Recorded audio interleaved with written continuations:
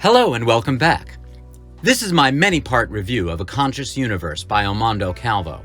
Today we'll be looking at chapters 7 and 8. The book's mission is to prove the existence of God, but these two chapters do not argue for God's existence. Rather, chapter 7 defends against a possible atheist objection, and chapter 8 goes on offense against scientific concepts like the theory of evolution and the Big Bang. Let me note from the outset that these chapters do nothing to support Mr. Calvo's main contention, that God exists. If Calvo can refute one particular objection to the theist model, which he can't, that wouldn't prove the model works, let alone that it's true. If he managed to poke holes in widely accepted scientific theories, which he didn't, that would add no evidence at all to the argument for God. We begin with chapter 7. Mr. Calvo articulates the following argument against God. If God exists, then he predestined me to disbelieve. If God created me, then he created my inner desires too. God created sin, that's why we are sinners. I was predestined to go to hell. If God exists and he is against sin, then why would he create me to live in sin? The idea here is that God, being omniscient, knew when he created people that they would sin. Since he created them, knowing in advance that they would sin, he brought these sins into the world. So God is the one who's really responsible for sin, which makes it really outrageous for God to punish sinners, since they were only doing what he created them to do. Mr. Calvo offers the typical Christian response to this, an argument known as the free will defense. The idea is that God creates people, but he doesn't control their behavior. God gives them the freedom to choose whether or not to sin, so when they do, it isn't his fault.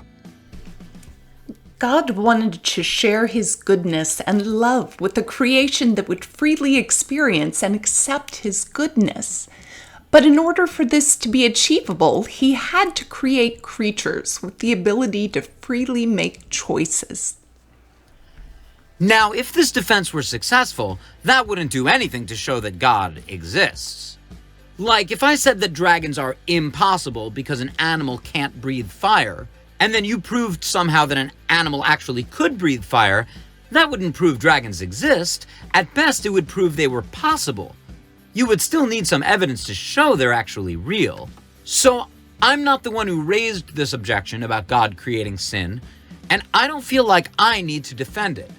If Mr. Calvo feels that the free will defense is an adequate response, that's fine with me. That said, I do have some questions. Ordinarily, a feature of free will would be that a person's choice is indeterminate until they make a decision. Will I open the box or leave it shut? Will I lie or tell the truth? Eat an apple or a pear? If I'm freely choosing, there has to be a moment when it genuinely could go either way. But if the outcome is known in advance, it seems like it was determined from the start. I may have the experience of choosing, but that's an illusion. The game is rigged. I was just acting out my part in a script that was already written and published. A few possible responses to this. First, God knowing what I'm going to do isn't the same as God deciding what I'm going to do. I'm still the one deciding. God just knows in advance what's going to happen because, he's God. Knowing stuff is one of his powers. Okay, but the issue isn't who knows or how. If the information exists at all, if there is already a true answer to the question, what will I decide, then it's determined. My actual moment of choice is gratuitous, redundant.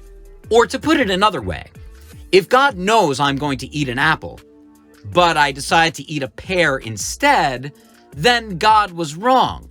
My choice made God wrong. But God can't be wrong, so I can't make that choice. I don't have the ability to make any choices other than the ones God already knows about. Now I know, according to the traditional theist view, all of this is looking at it completely wrong. It's not that God knew it before I made my choice, and my choice came afterward. My before and after have nothing to do with God. God is not in time and space the way we are. God lives in an eternal now and sees our past, present, and future all at once. He's not doing some fortune-telling trick and seeing the future. What we call future is, for God, just one chunk of eternity. One problem with this is that I don't know if it's possible or probable or whether it makes any sense at all. I mean, I get it, sort of, the way I understand a concept in science fiction. Like when I watch a time travel movie. I understand the premise well enough to follow the plot, but that doesn't mean time travel is really possible or that it isn't riddled with paradoxes and contradictions. So I can follow the plot of this God story. He's eternal and stands outside of time. Okay, but that doesn't mean it's logical or coherent, let alone a likely scenario. It strikes me as clever and imaginative. Points for creativity. But you're telling me this is the simplest, most probable, self-evident explanation of reality? Okay, let's assume that this super-spatial, super-temporal, transcendent God exists. Does that solve the problem? I don't think so. If God already knows eternally before the stars were made that I'm going to make a choice, no, I can't use the word before.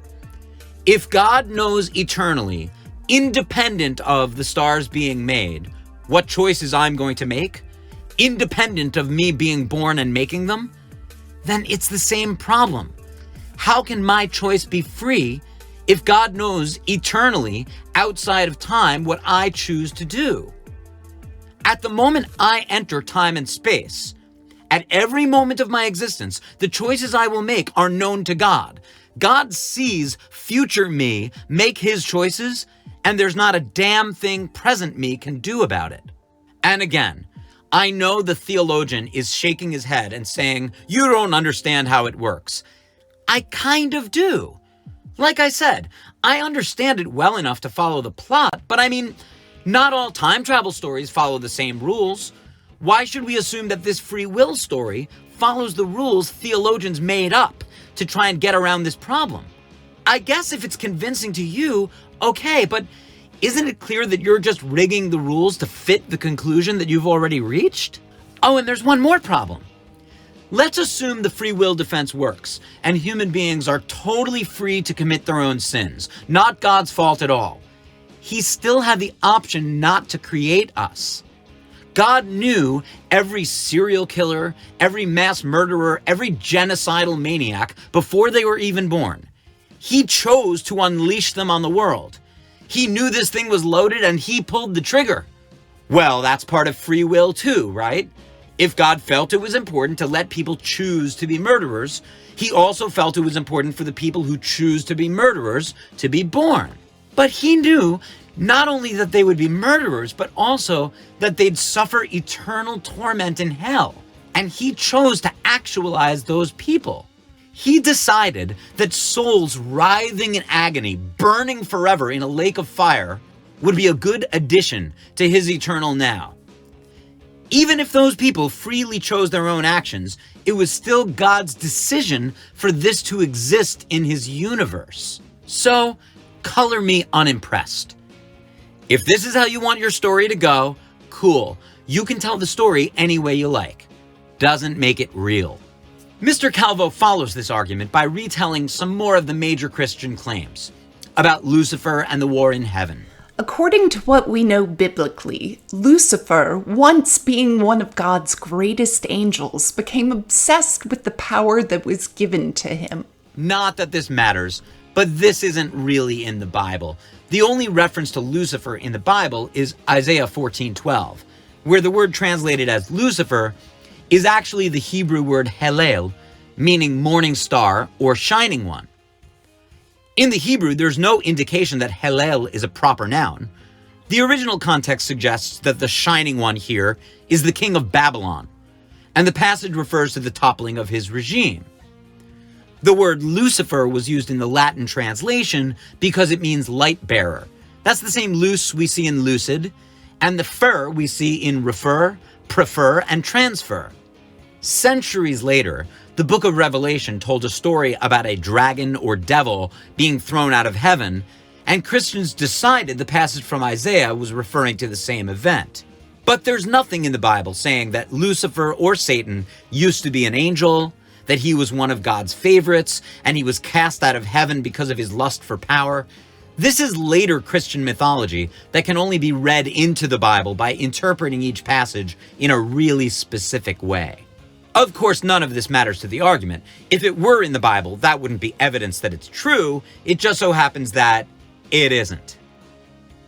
Next, Calvo talks about the sacrifice of Jesus Christ and how it's supposed to wash away our sins. Jesus came to set us free. God having to punish us for our sins, he demonstrates his wrath towards sin while displaying his love towards us. Jesus, living the perfect life of holiness and perfect morality, became the perfect lamb, becoming slain for us and taking our punishment upon himself. He satisfies the justice of God. His blood that is pure and holy washes us over, making us holy. I should leave this alone. He's just repeating the basic, familiar claims of Christianity, and he isn't offering reasons or evidence. There's no argument here for me to refute. But I have to say, this doesn't make a whole lot of sense. God has to punish somebody. He has to demonstrate his wrath. Why? Who or what can compel God so that he has to do anything? If he wants to forgive our sins, why doesn't he just do it? Who decided it was necessary for him to kill his son, or himself, or his son who is also himself, to take our punishment upon himself and satisfy his justice? I mean, all of this makes it sound like there was some antecedent law prior to God or outside his control requiring blood sacrifice for the punishment of sin. And then God didn't want to punish us, so he found this sneaky loophole where he could punish himself instead of us, and then we all get to go to heaven. But who decided there had to be blood sacrifice in the first place? If it was God, why didn't he just, not do that? Seems like it would have saved a lot of trouble. Note that none of this comports with our normal intuitive idea of morality or how punishment works. If we're the ones who have a sinful nature, the problem is in us. How does punishing somebody else help with that? This makes God sound really bad. Like he's in such a rage that he'll take his wrath out on anybody. He doesn't care who he beats up, as long as he beats up somebody to satisfy his bloodlust.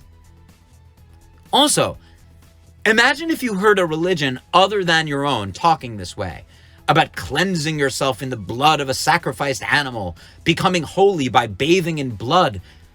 You would see it as some culty, Lord of the Flies type savage ritual. As before, I can see the theologian shaking his head, saying, "You don't understand." Well, yeah, I kind of don't. But even if you can make it make sense, somehow, it's still just an assertion. No proof or evidence is offered. Calvo finishes out the chapter by talking some more about evil. David Parker Ray, also known as the Toy Box Killer, one of the most horrific men in history, a killer, rapist, and torturer, had his desire on sex and power, so he went to evil ends to get that. And God chose to create this person knowing exactly what he would do. What if God did not exist and atheism is true? What anyone does cannot be objectively wrong because there are no laws above the law of our individual evolutionary processes. Hitler wasn't really wrong. It was his process of evolution. Nope. We've done this before. We did Hitler in chapter 4. I'm not doing it again. The link is in the description. Let's go on to chapter 8. Atheists have raised many concerns due to their self-defeating, contradicting arguments. In this chapter, we are going to provide a good reason as to why their arguments don't work and expose the error in their theories. A quick glance through the chapter reveals that the arguments discussed here are not atheist arguments at all, but scientific theories. The Big Bang, evolution, quantum mechanics. Okay, the multiverse is not a scientific theory, it's more of a speculation, but the point is, none of these things is entailed by atheism. Atheism is either the idea that no God exists, or even just a lack of belief in a God. That's it. It's just not theism. An atheist is not committed to believing people evolved or that there was a Big Bang. If these established scientific theories turned out to be mistaken, that wouldn't prove anything about God. Like a lot of apologists, Mr. Calvo seems to think belief is a binary. Either you believe in God, along with intelligent design and special creation, or you believe in something called atheism, which involves the Big Bang and the theory of evolution. It's one or the other. Either science is right or God. This is just absolutely wrong. You can believe in God and the Big Bang. You can believe in one or the other, or you can believe in neither. You could be a materialist and just not subscribe to the Big Bang Theory. I know some atheists who are skeptical about the theory because the idea of a universe coming from nothing and suddenly exploding into existence sounds too religious.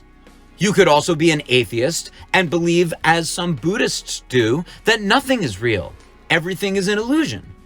You don't have to believe in science or God or anything at all. So knocking down the Big Bang Theory does nothing to support your point.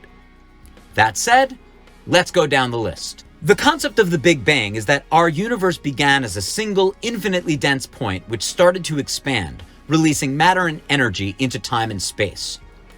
Astronomers have observed that the universe is expanding, and they've been able to calculate that it would take about 13.8 billion years to reach where we are now. So the theory is that everything started as a point and just kept expanding.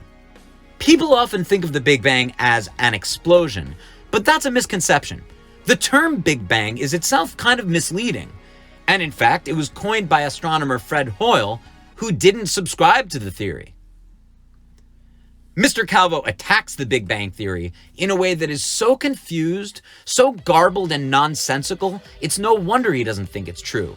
He doesn't understand it. In order for something to explode, there must be a material mass by which the explosion derives from. What exactly inflated and stretched? Was it the heat and pressure? If so, then how could inflation of heat and pressure cause materials to erupt out of a non-material mass, with no resources to derive from? Where did all of these materials come from? If the argument is cells, then where from and how did cells erupt from just heat and pressure? These questions are unanswered. The YouTuber called Logic goes through this passage point by point, dissecting every mistake Calvo makes here. I recommend that video and will provide a link in the description. I won't try to replicate that here, but let me just make a few points. He calls the Big Bang an explosion. It isn't. He conceives of the heat and pressure expanding when it was actually matter and energy. He asks where the materials came from and asks if it was cells. I assume he means the cells that are found in living organisms and not prison cells. So he is mixing up the origin of the universe with the origin of organic life, which was some 10 billion years later. No one is proposing there was organic life at the time of the Big Bang. This alone shows Mr. Calvo is not qualified to discuss the Big Bang Theory, let alone refute it. We know he hasn't read a book about the Big Bang, but this makes me wonder if he's even flipped through one. Next, Calvo battles the multiverse, which would be a great concept for a science fiction movie. Paul Sutter claims that there may be an infinity of different universes, each one with their own laws of physics, their own collections of stars and galaxies. But what exactly does this prove then? Rather than disproving the existence of an intelligent being, he in fact encourages the possibility. This does not by any means dismiss the case of God. Right. So why are we talking about this? The multiverse could exist with or without God. In the Chronicles of Narnia, C.S. Lewis imagines another world existing alongside our own, in which Jesus takes the form of a lion. That's a multiverse. Multiverse theory takes no position on whether God exists, so it's totally irrelevant to the discussion. Evolution takes its place in one of the most self-destructive arguments of atheism. Their attempt is to explain away God using the idea of macroevolution to explain human intelligence, morality, and existence. But according to the argument itself, it seems to present contradicting errors and a lack of observational and provable evidence. Let me say one more time that it's not evolution or God.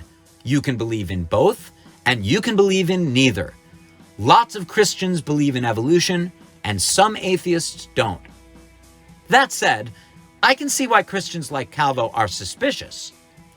Before Darwin, there was no widespread scientific understanding of how the different living species developed.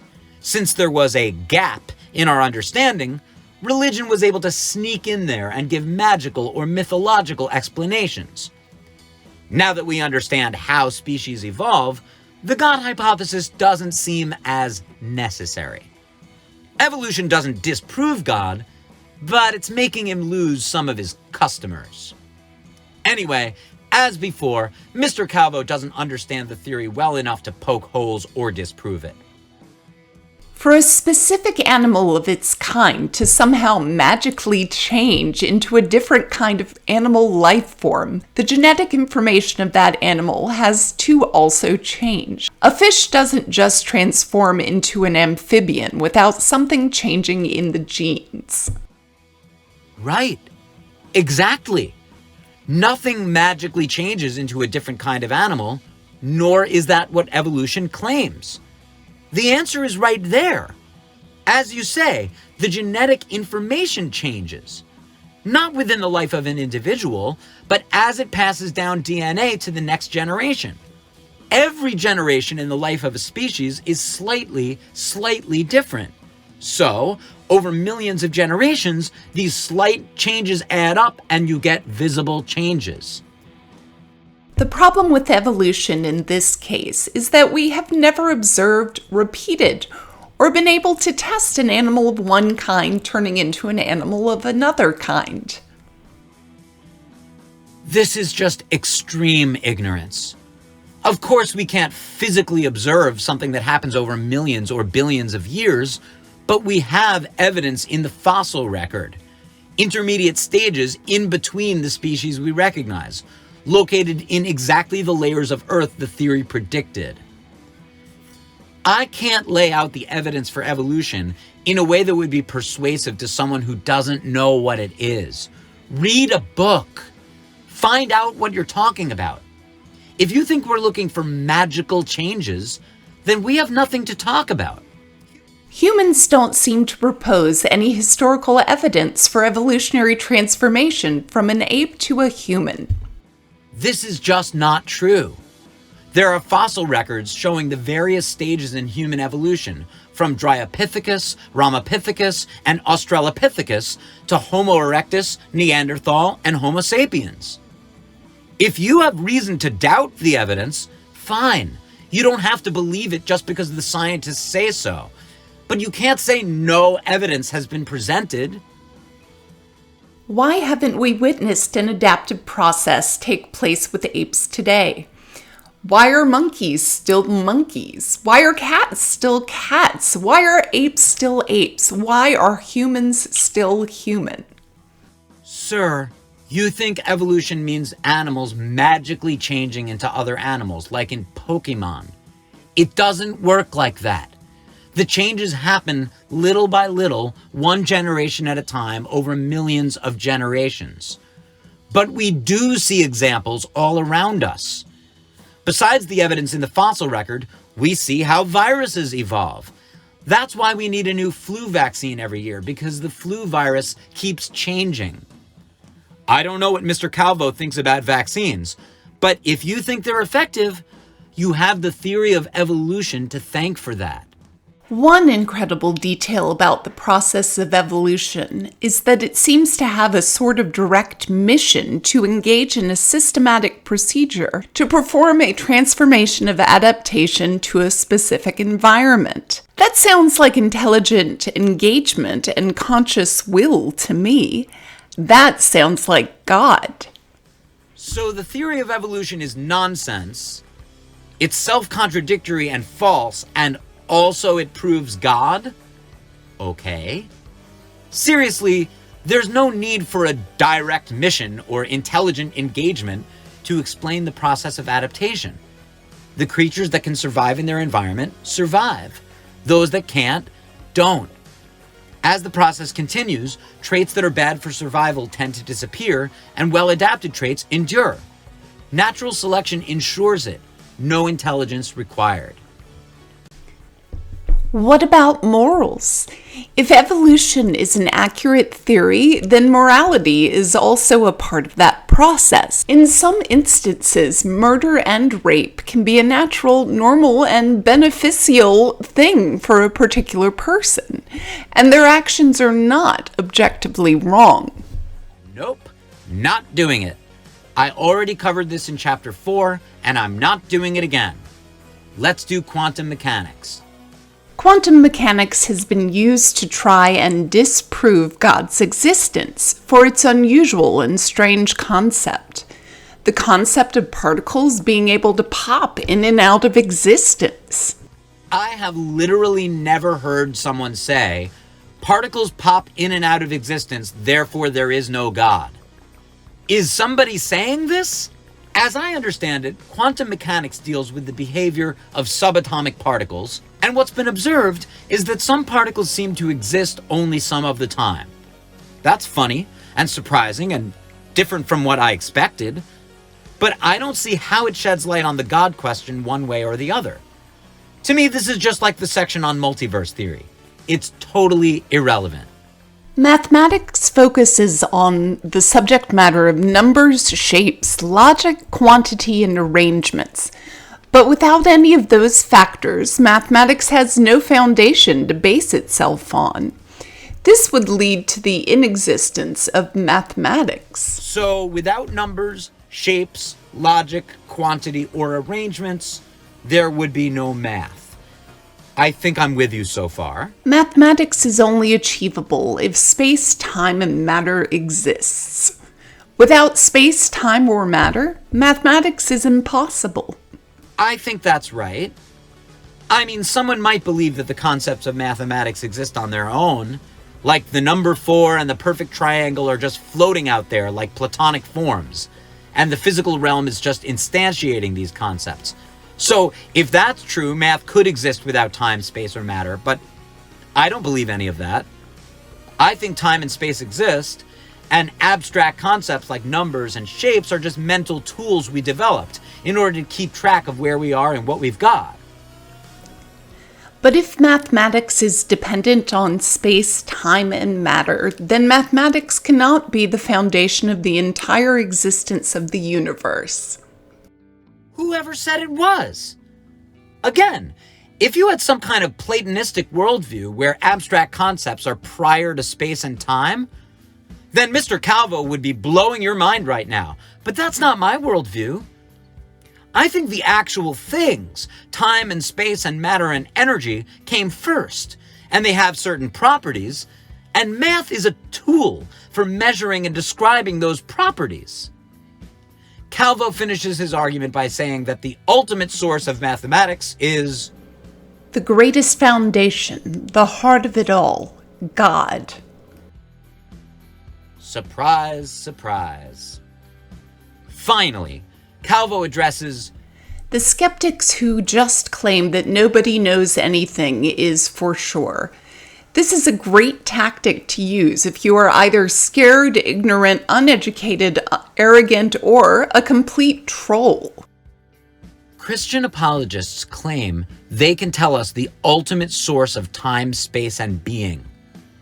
Muslim apologists also claim this knowledge. So do Jews, Buddhists, Hindus, Mormons, Scientologists, and every other type of religious dogmatist on the planet. Dogmatic materialist atheists make this claim too.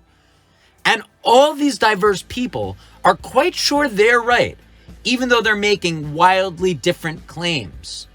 To look at this world and say, I don't know. I don't know where all this came from. I don't know what it all means. I don't know my place in it. I don't know the answers. Maybe naive, maybe ignorant. You may think it's foolish, but it is anything but arrogant. Arrogant? You who claim to know who laid the foundation of the earth and made the stars. You can tell me his name, his nature, and his eternal plan. You're calling me arrogant because I don't know those things? Why? Why would we know things like that? And how could we ever be sure? And if you are sure, what about the people who are just as sure about Allah and Vishnu? Or the people who were sure about Zeus and Thor? Don't you see? The word arrogance isn't strong enough. The absolute hubris of telling the whole world that you're right and they're wrong. Well, if you are a logical, conscious, smart, and bright human being, you can definitely know things for sure. Like you are for sure reading this book right now. So first of all, we're not talking about me reading the book. We're talking about a timeless, spaceless, powerful, personal, immaterial, magic, invisible being that you claim to know all about. So it's not quite the same thing. But no, I don't know that. I know I'm having the experience of reading the book, but what does that actually involve? Am I atoms and molecules, the stuff of stardust, holding a book made of stardust, having chemical reactions in my brain? Are the truths of the Almighty Lord, as told to his servant Almando Calvo, entering my eternal soul? Are we living in a computer simulation? Is all of this an extremely vivid, totally bizarre dream? I'm not saying those scenarios are all equally likely. I have certain beliefs about the world, beliefs I rely on to make choices every day. But belief is different from knowledge. Your best guess, based on your thoughts and experiences, is that God made the world. Fine. I have no problem with that. I'm not the one writing books telling you how to live your life. You're out here telling everyone else they're wrong. I am simply, humbly saying to you, don't be so sure. Thanks to Cassandra Bikram for performing the voice of the book, and thanks to all of you for watching. Please check the description for links to the other videos I mentioned, and links to the previous installments in this series. If you enjoyed this video, consider subscribing so you won't miss the next installment. And if you have any thoughts on any of the topics I discussed here, please let me know in the comments. Till next time.